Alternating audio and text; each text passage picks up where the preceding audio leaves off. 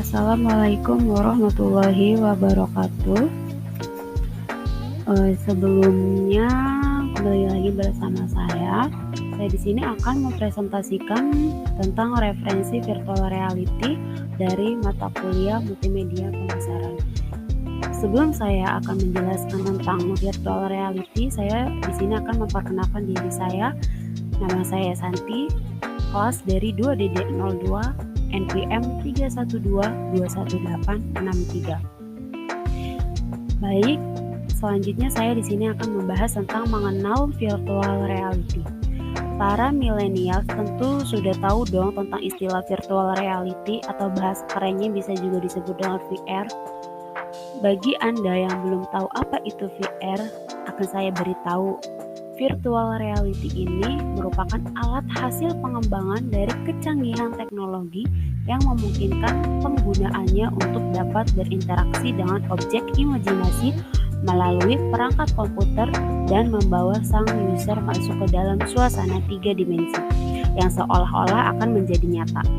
Dari asal katanya, virtual reality ini merupakan gabungan dari dua kata dalam bahasa Inggris, yaitu virtual dan reality, di mana virtual memiliki arti dekat, sedangkan reality ini berarti hal-hal nyata yang kita alami sebagai manusia.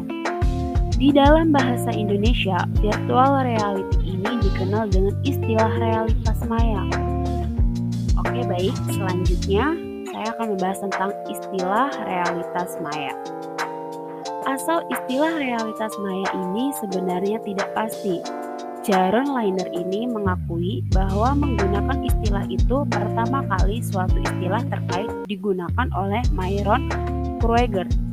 Kenyataan tiruan telah digunakan sejak tahun 1970-an.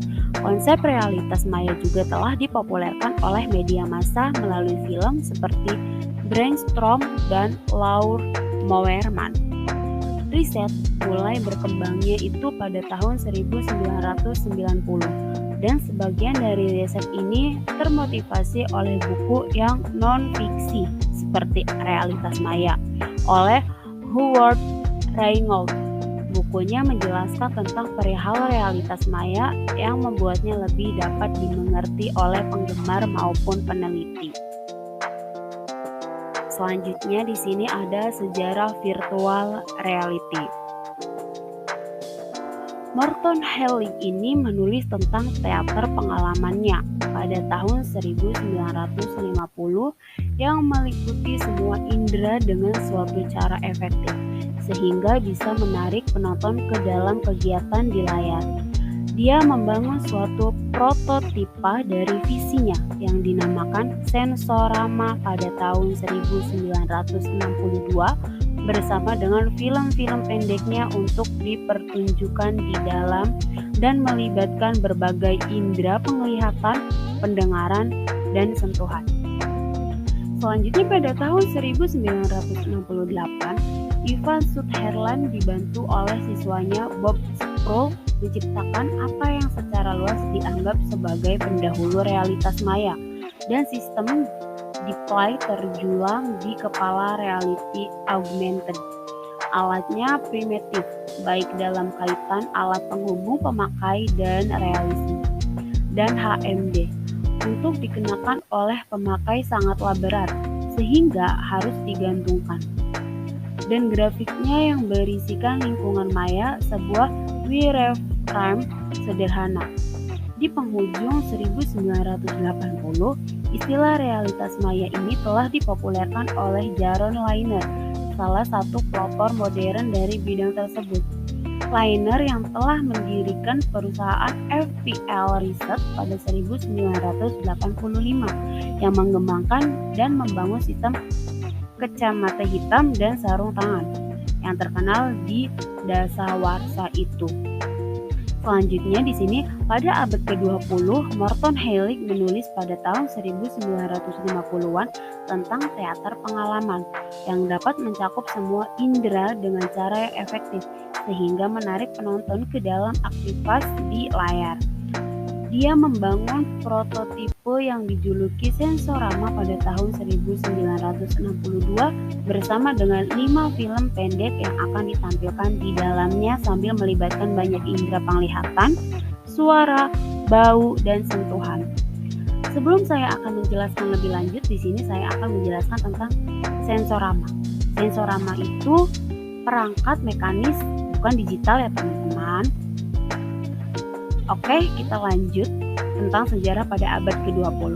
Heilig juga mengembangkan apa yang dia sebut sebagai telesphere mask, dipatenkan pada tahun 1960.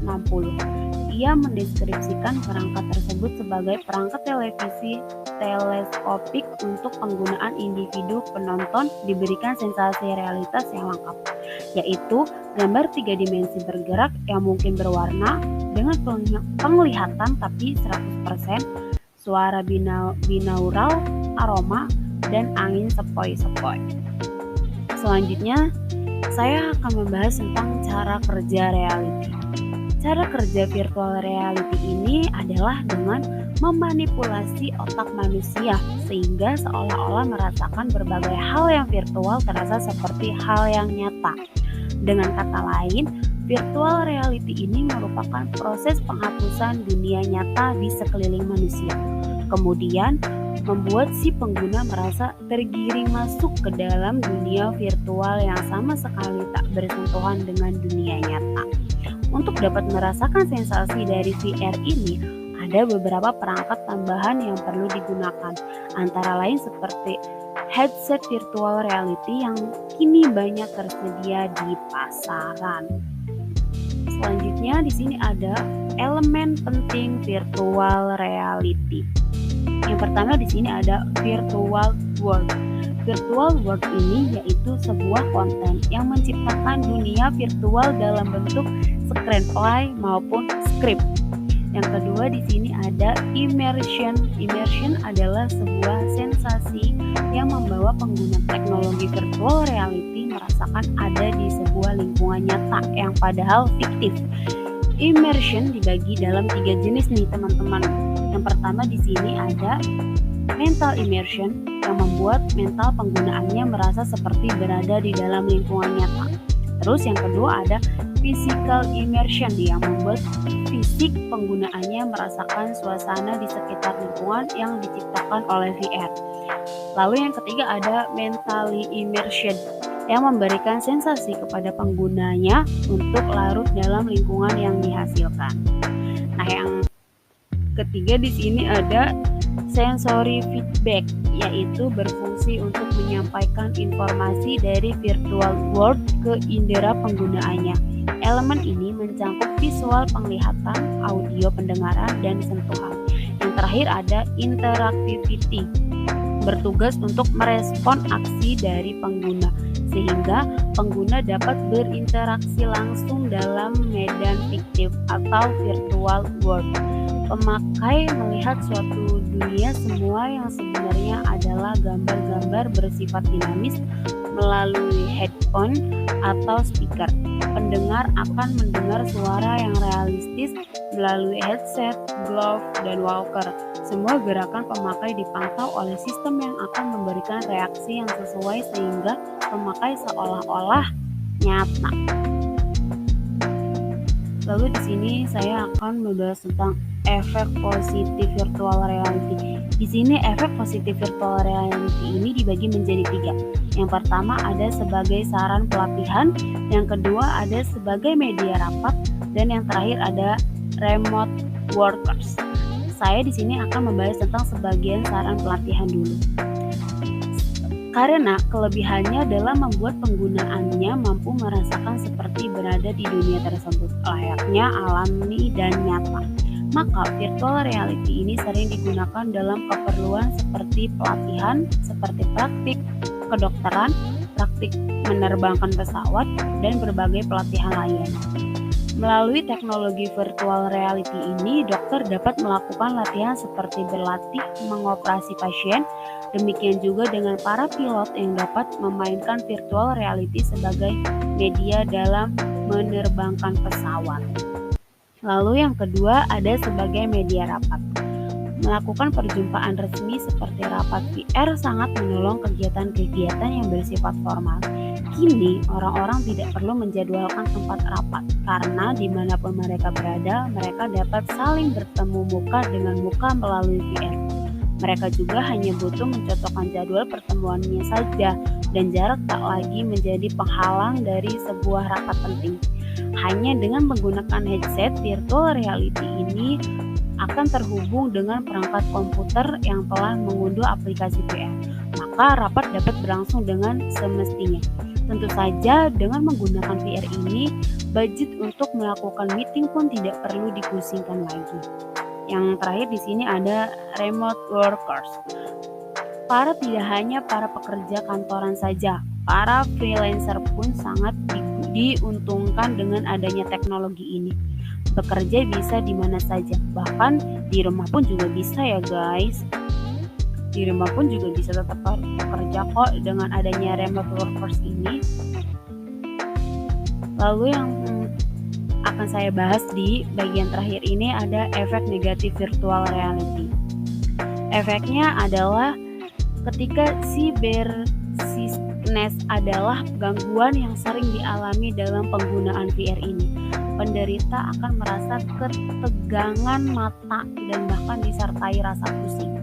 Terkadang penderita secara psikologis masih terbawa pada suasana semu walaupun sebenarnya penderita sudah kembali ke dunia nyatanya.